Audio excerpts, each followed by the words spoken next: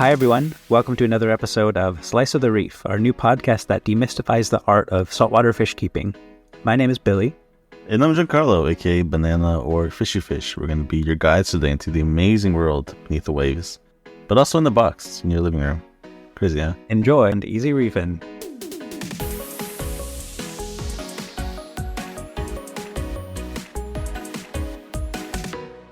Welcome to yet another episode of Slice of the Reef, the number one podcast for all things fishy. My name is Billy. And I'm Banana /Giancarlo /Fishy Fish, and we're going to be your host for today. Today, we're going to be talking about something that a lot of people seem to struggle with, and it's one of those things that you wish you knew until you actually, have experience in the hobby. So we're going to try to give you a heads up on that. But that's essentially how to navigate a coral purchase, how to pick out the healthiest coral, and how to decide whether a coral is right for you. Now, this is different from the episode that we did previously where we scaled coral difficulty. So I guess here we go antenna with that. Obviously, don't pick a coral that's too difficult or too advanced for you. But at the same time, this is more of a guide on how to pick healthier coral to further enhance your chance of success. And let's do Everyone remember to throw questions in chat if you have them. Even if you know everything about reefing, just pretend you don't and throw a question in the chat anyways, so we feel useful. Feels like we're actually contributing something to the hobby. But, so just a quick run on our schedule again. Live on Fridays. We're hoping to get back into that. We just got to get through the backlog. Then that's it. That's where we're at for right now. So we do a quick hobby update. Billy, how's your tank doing? Bad. Very bad. I don't know what happened yet, but most stuff is dead. It was fine out directly after the move, but then it quickly took a turn for the worse on Saturday. And hitting Saturday night and all throughout Sunday was a hurricane, the first hurricane that California has experienced in 86 years. So my fish store was closed. All my pumps didn't work. And then the power went out. My acros, almost all of them died overnight. And then everything else kind of cascaded after that. I've saved my clownfish and my anemone and 8 corals. I didn't save some of the zoas and mushrooms because they seem fine. But I have the corals in a KFC dip right now. And the clowns are just vibing in their own little bucket of... I just got new LFS saltwater and just put them in. And they automatically started doing better. That's good. That's cool. Yeah. So baby's first big tank crash. I've lost fish before because of oxygenation issues, but never anything like this. And kind of rough. Kind of a mix of everything, That's why it's always good to have a backup power supply. One way or another, you're going to want to have that reassurance. Mm-hmm. But still, the hurricanes are rough thing to go through as it is. And that's not accounting the fact that there's housing and structural damage to go along with it. And then the earthquake on top of that. Wow. Oh yeah, that was fun. That was a fun little detour. It was only a magnitude 5, so it could have been worse. We're used to those, but earthquake and hurricane at the same time? I don't think so. I remember that reminds me of a few years ago when Texas had the really big snowstorm and there were so many stories of tanks shutting down because they're just not meant to handle the cold. But they're not meant to handle the cold. So Texas structures are made with heating, and as a result, a lot of tanks started freezing over. You could actually see tanks that had the frost developing on the outside, and a lot of tanks were ruined overnight. So it's really scary.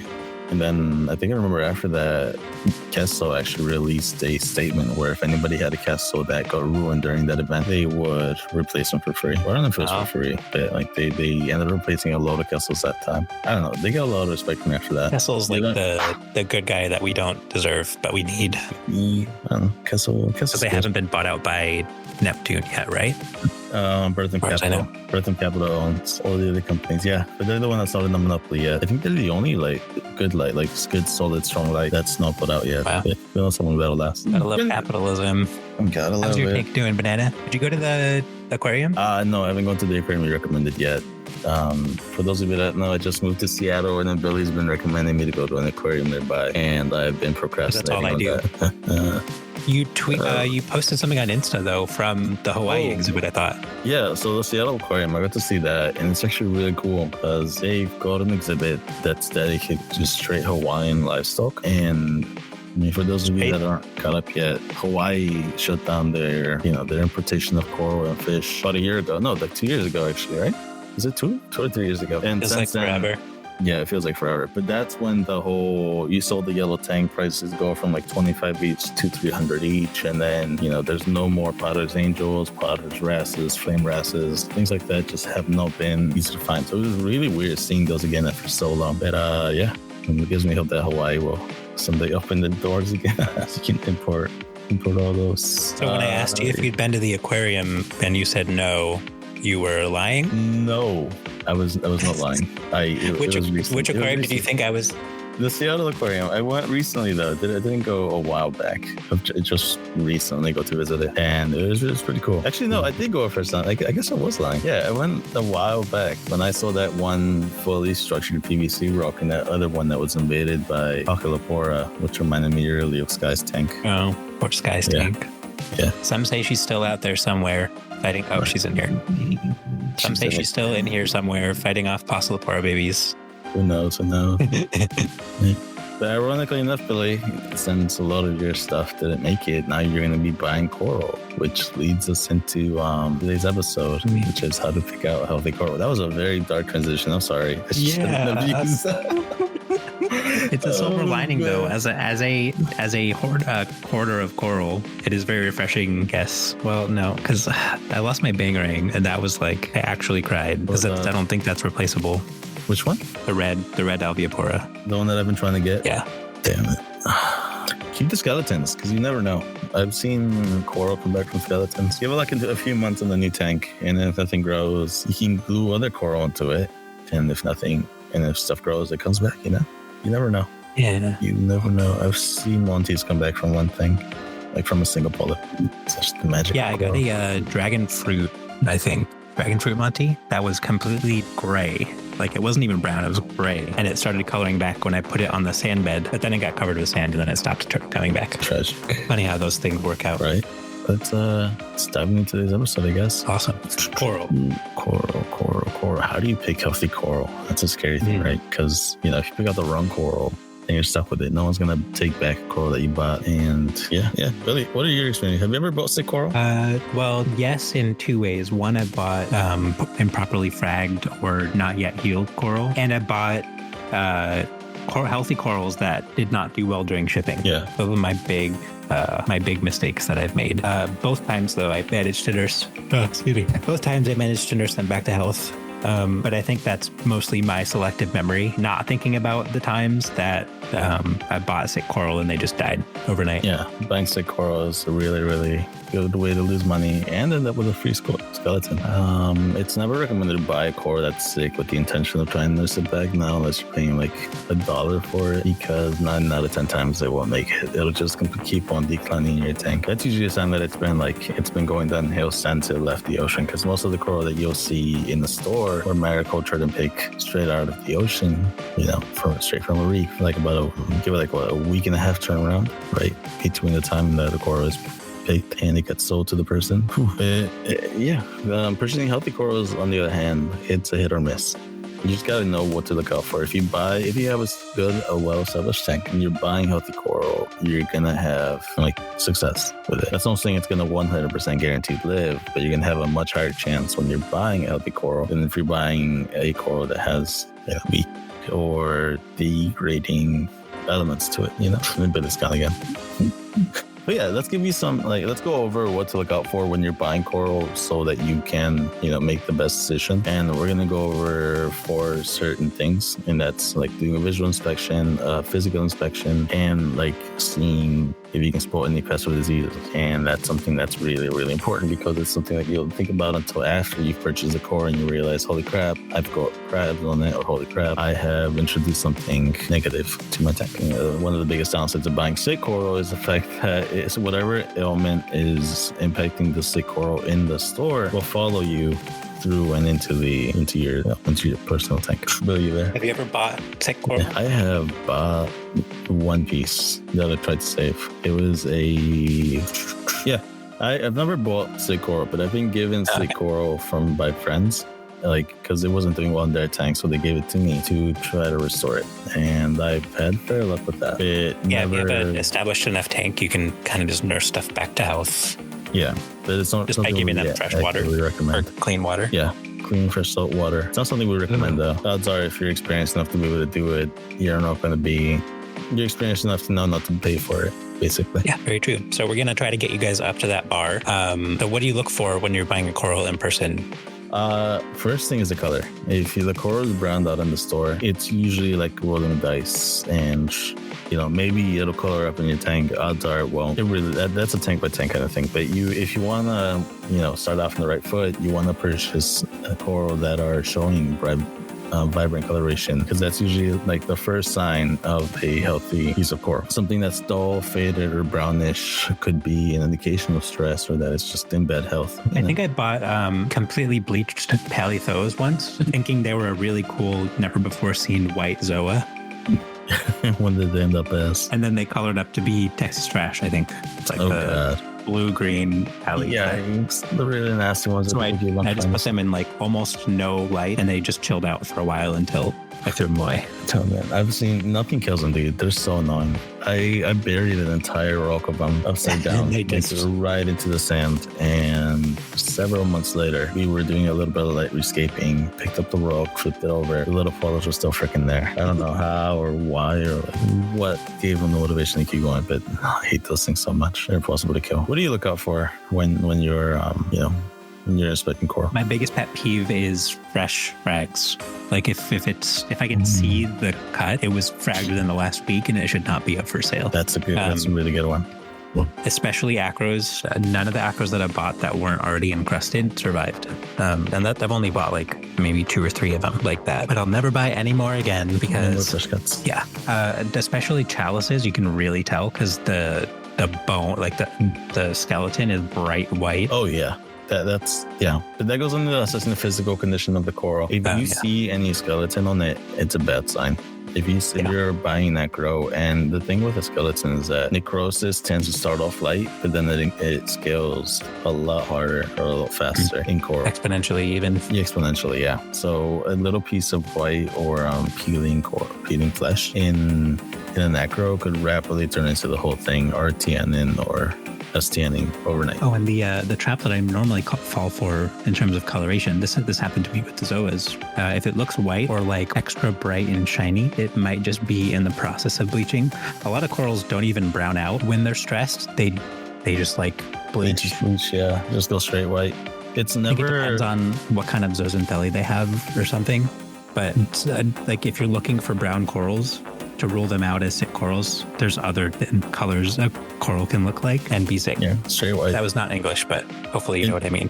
Yeah, it's never like a bad thing to be able to ask your LFS or the person telling you the coral to see the coral under white. That's your right as a consumer to be able to ask that. And I actually consider it a red flag when the person tells me, no, I don't want to show it to you on white. Keep it under, I'm only keeping it in blues. Yeah, especially if a store doesn't want to show you the coral under a different spectrum, because they're running lights. They're running multiple spectrum lights. If they're showing you coral under blues only and they don't want to show you it under whites, I would back off and, maybe wait for another employee to come and help you with it. Or if that's their entire policy, I would just not go to that store anymore. I love the idea, but I don't know a lot of stores that can just turn on white lights at will.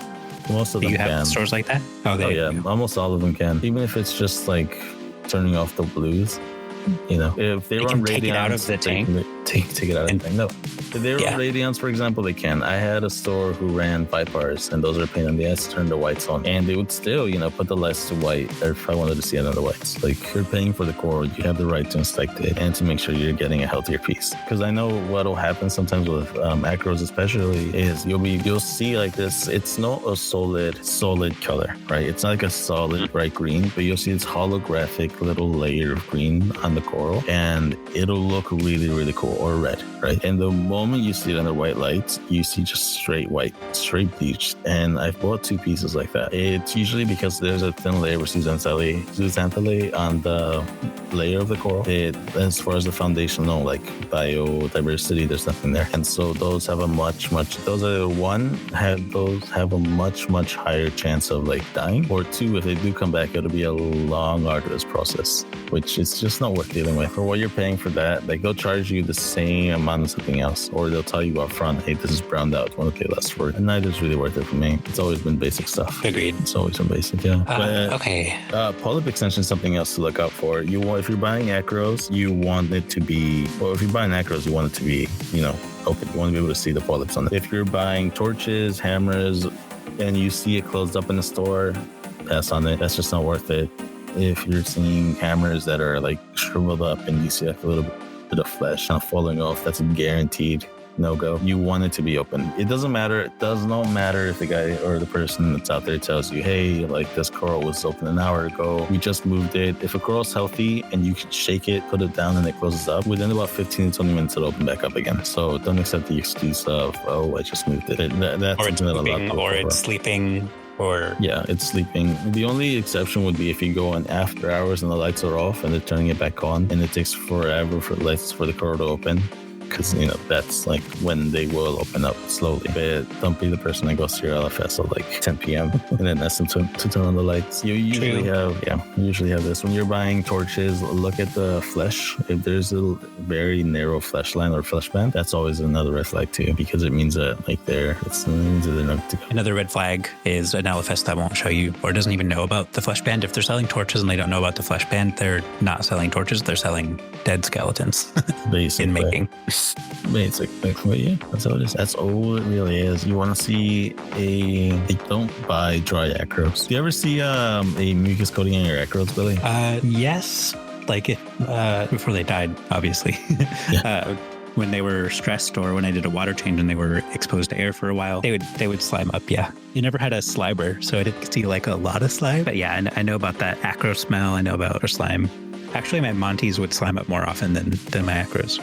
Their acros, really? No way. Yeah, but no, you'll be able to see acros, especially. You can see when there's like no slime on them. When it's an all white color or it's like a solid brownish color, and there's no mucus layer on it. And you can see it under the lights.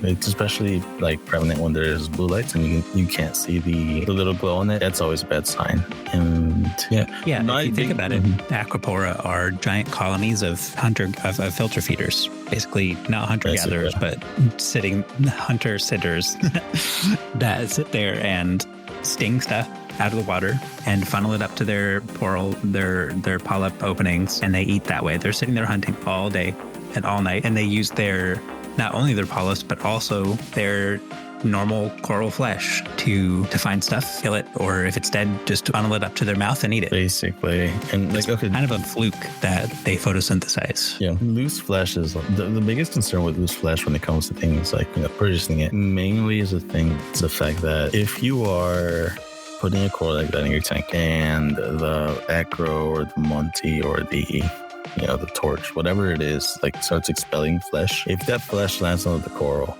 and then abandons brown jelly disease, you will lose whatever it touches. 9 out of 10 times, if it starts dying out, most coral will turn to like this gelatinous kind of shape or form. If that gets blown around your tank and lands on different torch or acro or even a Monte colony, you're gonna very rapidly see the spread of that death. And I've seen it happen several times. I've lost a few torches like that actually.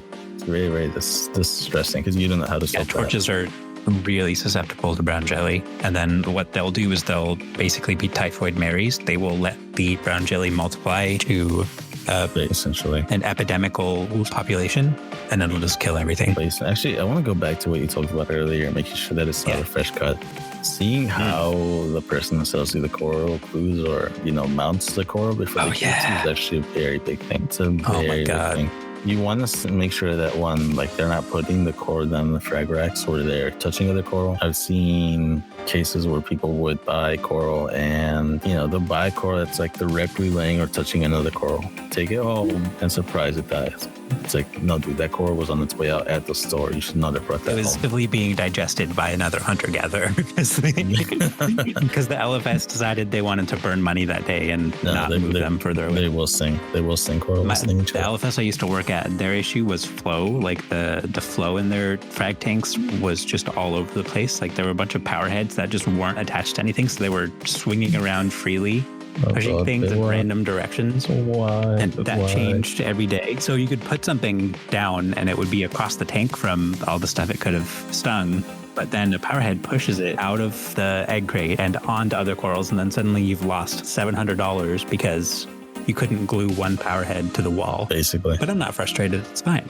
Oh man. Yeah, you wanna make sure that it's very well secured and that it's how a person takes care of their frag tanks and their frags is a very good indicator of the quality of coral that you're getting. The etiquette that they use. Yeah. It's so easy to have good coral etiquette. And if they don't have it, that's a huge red flag, and you're probably getting unhealthy corals as a result. Essentially, now, if it's a really cool coral and you are willing to take the risk and nurse it back to health, then that's a fun little adventure that you've chosen for yourself. And then it's not worth it. Yeah. Holes and lesions. Can you explain this physical red flag? So holes and lesions is something you want to look out for when you're buying brain coral, things that are like a flat, large skeleton coral. Brain coral, not wellsels. There's no more wellsels. Trachees, wilsoni, cynarinas, endophilia, acanthos. If you see any holes on them, any fleshy holes on them, and then you can notice skeleton going out through it, or if you just see it closed up at a store, that's another thing you should pass on as well. Those kinds of coral, in addition to the other base ones like elegance and bubble, are so prone to infection that it's not even worth buying them if you see them. If you get a good deal for them, it's not worth buying them if you see the injuries on them. If I see a elegance that's not opened up or puffy at a store, it's an automatic pass for me. No matter if it's the one that I'm looking for. I've been looking for a yellow tip forever. I walked into a store, the dude had like 3 closed-up yellow tip elegances. I asked for how much. He was like, I've had them for like a week. They're closing up but not doing well. I'll give it to you for 30. I'm like, nah, dude, I'm gonna pass. 30 for the skeleton is not worth it for me. Well, the elegances are a weird, unique situation because they didn't used to do that. They didn't used to have these weird infections that they would get upon arriving at LFS or arriving at wholesalers.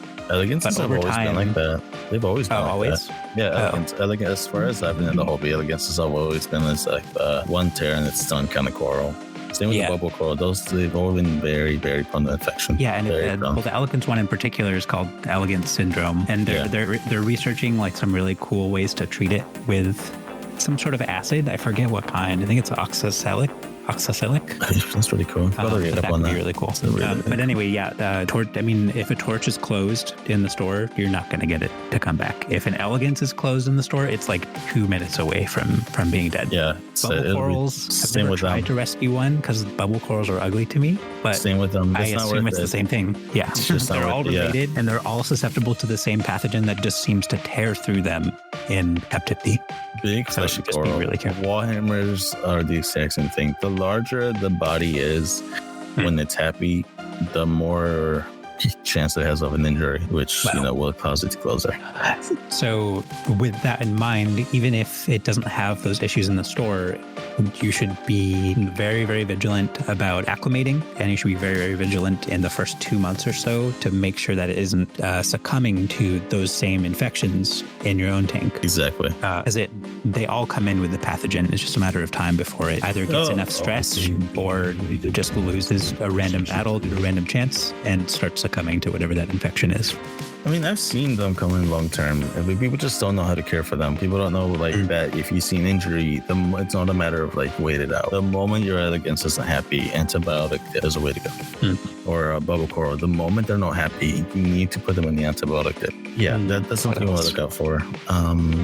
Pests and disease in general. That's a hard one to teach people to look for. Yeah, you gotta know what to look out for. When you're buying SPS, look out for bite marks. Look out for there'll be these little faint white circles on the body of the skeleton of an ecopora, or literally whatever SPS you want to get. Look for nudibranches. Those are a lot harder to look out for because they look like the coral. And obviously, no matter what, whenever you get a coral, dip it. Nudibranches. That's the good news. I don't have to fight Montipora 80 nudibranchs anymore because they're all dead. That's fair. That is fair until you add another Monty to your tank. Yes. But yeah, nudibranches, there's a nudibranch for everything.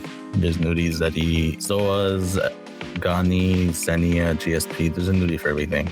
And they both they've advanced in a way where they will target that specific thing. But you just got to know what to go for. Mine never really took over, but they put the coral in a state of like a precarious state, because if you have your feet constantly being nibbled on, you're not going to die. But if you fall in a river, you're going to get infected and then you're going to die. So it's like a precursor. It's like a opportunistic situation worsener. Well, the cool thing about them is that, like, they'll, for example, flatworms as well, right? That's something you want to look out for when you buy LPS or when you buy SPS. You want to look for I've gotten to the point where I can just kind of spot them when I see them. Yeah. But polyclads are a pain in the ass to deal with. You're going to find them on your LPS. All you need is one bad one to get through. And a lot Have you of had an time, issue with red planaria ever? I've had it from an area. My fish love them. Like they love them. I have like 6 or 7 wrasses. They go crazy for them. So I don't think it's an issue for me personally. I know if I look at my sump, I'll see a lot of red. If I look at my display tank, there's almost nothing there. What's the visual difference between a polyclad and the less harmful planaria? So planaria, you can identify planaria easily. Right, so it's not like what's polyclad versus planaria. It's more like what's planaria versus everything else. Planaria is going to be more of like a little dome shape with 2 little points on the end on one end and like a little domey cylindrical thing on the other. Polyclads are like these flat, large, round, ovally shaped pieces that are brown, and they're very flat. Like they're very, very flat. You've got to have a good eye to be able to spot them on a coral. Yeah. Whereas planaria, the first time you spot one, them all over. The first time you spot one, you're gonna feel like you're tripping or something because it's like part of the coral, but it's like not part of the coral. It's like so crazy. Yeah, it's a really, really unique thing to see. It's actually pretty cool to see. But obviously, nobody wants them. Nobody wants to deal with them. And now it isn't like necessary evil. There's ways to avoid it. Proper dipping, proper maintaining. But what can you really do in the end? You just got to be careful what you're getting. Otherwise, you're bound to deal with it one way or another. Polyclads are a pain in the ass to deal with. We can warn you guys as much as we want about pests and coral diseases and stuff, but the best way for you to actually learn is to miss something and get it in your tank and then learn the hard way.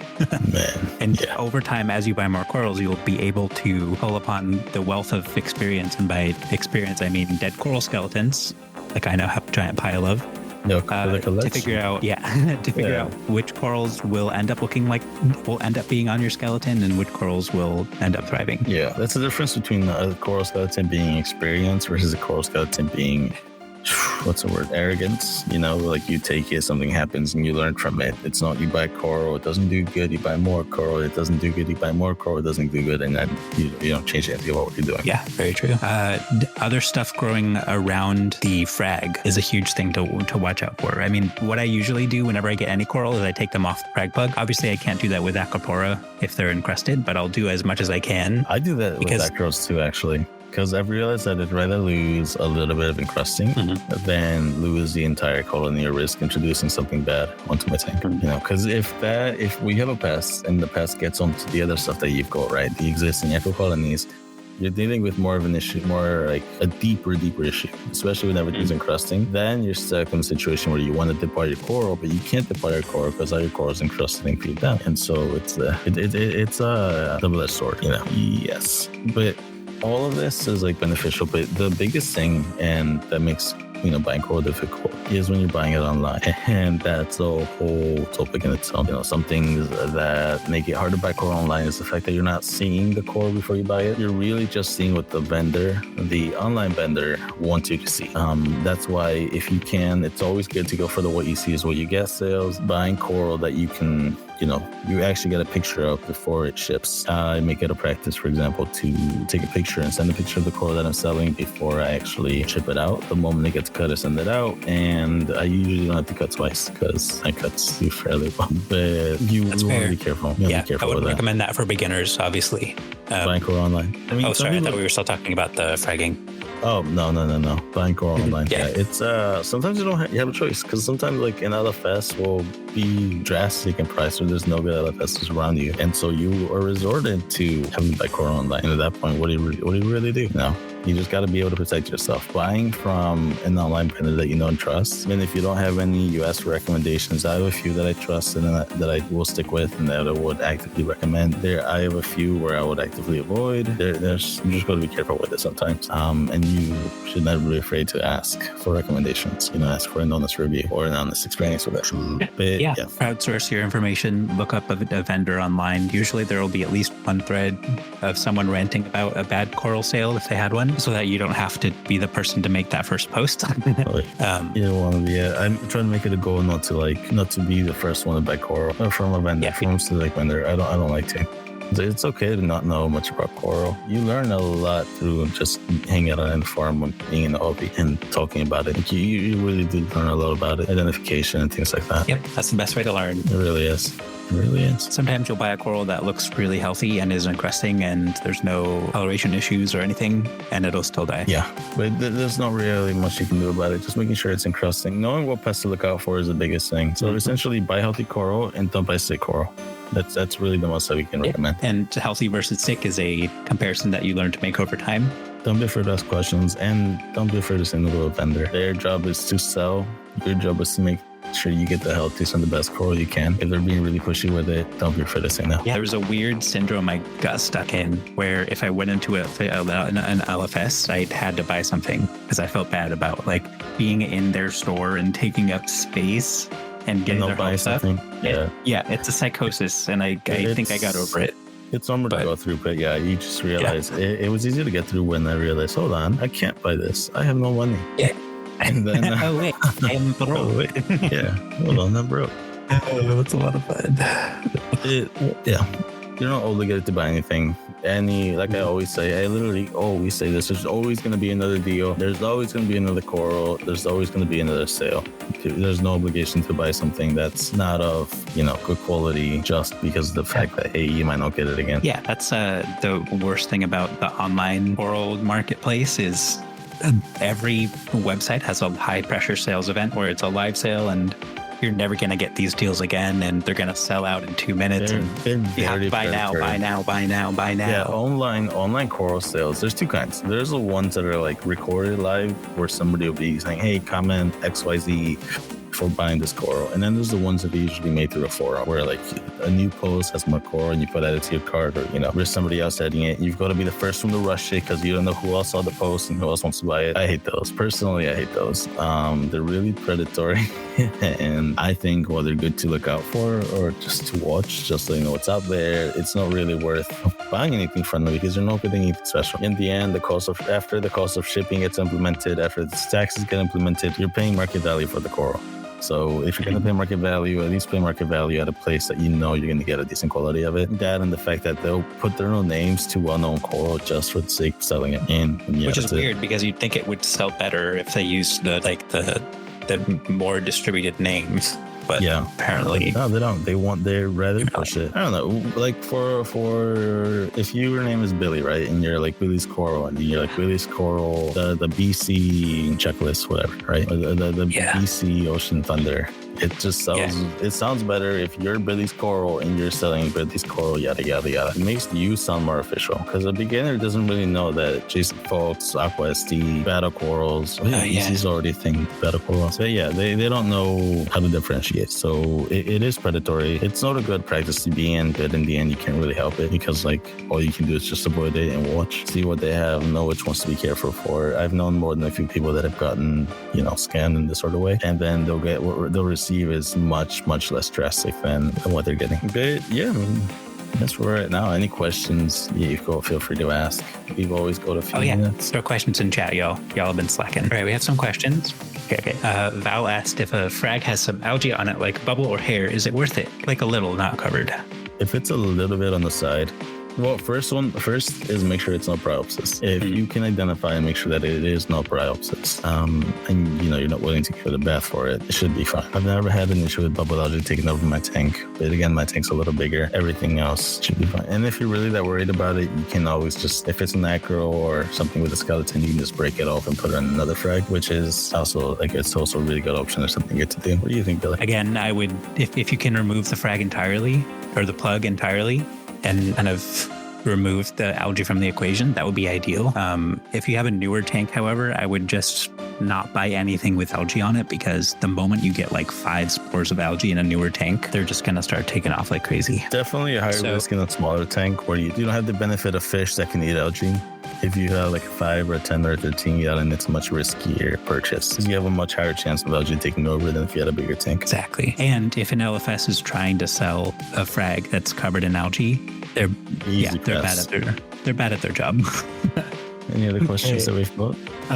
And Leighton asks, do you guys give tips for purchasing online? Like how we said we would do for in-store photos. Oh, okay. When you're buying online, number one, and one of the things is you're not able to do it until after. Something that I prefer to do is buying from personal sellers, right? Not chop shops, not websites, but looking on Reef to Reef for people that are making their own solid posts, making sure there's like a history of them selling and of, decent reviews of them. And the moment they cut it, ask for a picture of the frags. If they don't, encourage it. And if they really, really, really don't, send you a picture at any point, I would just ask for my money back. Again, a really, really big thing to keep in mind is if you're not buying from someone that you know or that you have experience with, always pay with PayPal, buyer protection, always. Yeah, protect yourself. Yeah. And always protect yourself. Sky asks, what is the coral that will always come back, even if it's a little discolored or bleached or closed up? Basically a bulletproof coral for beginners. Bleached, I'm not sure, because bleach basically means dead. What's a dog that you'll survive after it dies? But discolored bleached leathers are very, very good with that. Leathers are very beginner friendly. They will survive and they go through a lot and they'll still be happy. I have left leathers outside of my tank overnight before because I forgot about it, and it was this giant finger leather coral caught on the hand. The next day I woke up in the morning, I was like, and I was like, oh shit. I ran downstairs, there it was on the glass on the side of my tank, put it in, and within, like a day or two, it was starting to puff up again. It was really pissed off for like a week or so after that. It came back. Leathers are very, very hardy. That reminds me, I have to save another leather from my tank because it's still alive, and I want it to stay alive. Take what you can. The coral that you have now, or the ones that you remember, they're the special coral. Even if it's not like the fanciest or the coolest ones, you'll look at them and they'll be like, damn, like they made it. They're the OGs. Yeah. You're not Texas trash, you're Texas treasure. Except for that one. That one you can leave in the tank. Let it die. You don't need Texas trash. If I had it in the tank, I would blame it for the crash. I think. Nothing. I hate Texas trash so much. That thing is so invasive. Yeah, I have like 3 or 4 friends. No, I have one coral that I've had from the very beginning, all the way back in 2011. And it's the Aiken logo hybrid thing that I've added. Yeah, that's it. So Banana says leathers. I disagree. Oh, really? What do you say? Yeah, I'm gonna put my foot down. How dare you disagree with me? And say Zoas. Zoas are good too. I had copper in my tank, probably like 0.5 ppm, but still copper. I put Zoas in there, not knowing there was copper. They were closed, but still like colored. For 2 months. Eventually I did enough water changes to remove the copper or like bring it down to normal levels, or the Zoas just straight up absorbed the copper out of the water like frickin' chads, and then they were fine. They opened up and they were beautiful orange. They are good filter meters. Yeah. Actually, I'll agree with you on that. That's a really good one. When I had my file crawling fish, back. No, but when I had my file fish invasion, the freaking file fish that took out a couple $1,000 with the coral, it ate a few Zoa colonies, and particularly my Pandora bellies. It ate almost all the rests that I had. It ate everything. It ate every freaking Zoa that I had in that tank. It was gone. It took it all out until I, obviously catched it and got rid of it. And I'm seeing in areas where there were no Zoas because, the stupid fish ate them all. I got a colony that came back of hornets. It was rainbow hornets, and I've got the Pandoras that came back, and this is from like nothing. They came back from nothing. Nirvanas, they also came back. Nirvanas are really invasive too, though, but they also came back. It's pretty cool to see. But yeah, Zoas will last you really well. Just make sure it's like the easier beginner Zoas. The harder ones will die a lot more easier. I just want to make sure the record shows that Zoas was my idea as an answer, and Banana cannot take credit for that answer from me. I did come up with a better story with it, though. You have to be nice to me because all my corals died. Oh, that's true. Rest in peace, buddies, coral. Yeah. I'm actually baffled. Like, I don't know what they could have done to prevent it or fix it because I don't know what happened still. The water was just really cloudy for like a week. Yeah. How long has the power been out, basically? Oh, no, the power is back on. It was off for a day. It was off for a day? Yeah. And you lost fish. That's it. That's exactly what happened, Billy. The fish died. Like a 50-gallon tank, right? It's 85 now. I upgraded, but it's half full. So it's 45, so 50. It's like 40. Yeah. So one, you've got to move to a new tank, which some people, don't believe in it.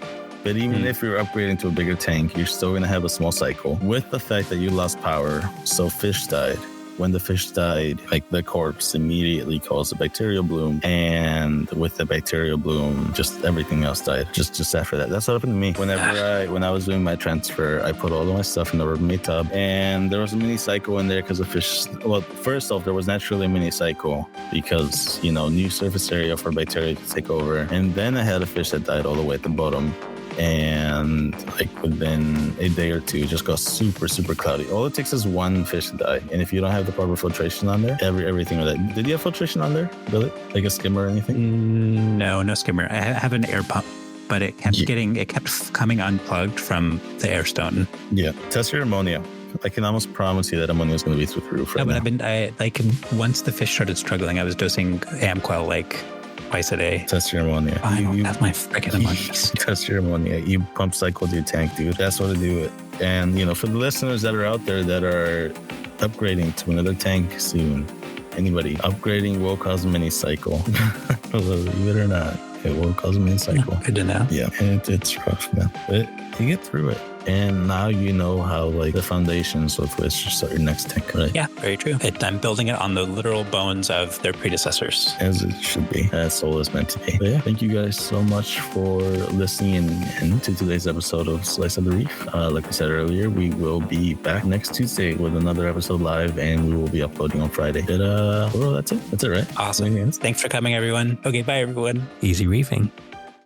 Thank you for listening to another episode of Slice of the Reef, your number one podcast for all things fishy, with your hosts, Giancarlo and Billy. Make sure you subscribe to our podcast on Spotify, Apple Podcasts, or anywhere else that podcasts are held. That way, you'll never miss an episode. If you want to be a part of our podcast, join us on discord.xyz/Slice of the Reef, where we'll be recording in front of a live audience. We also give you a moment at the end of every episode for a live Q&A session, and we're very interactive with our fans. So we'd love for you to join. You can also check out our website for articles, guides, calculators, and information on our upcoming episodes at sliceofthereef.org. Hope to see you guys soon. Farewell and easy reefing.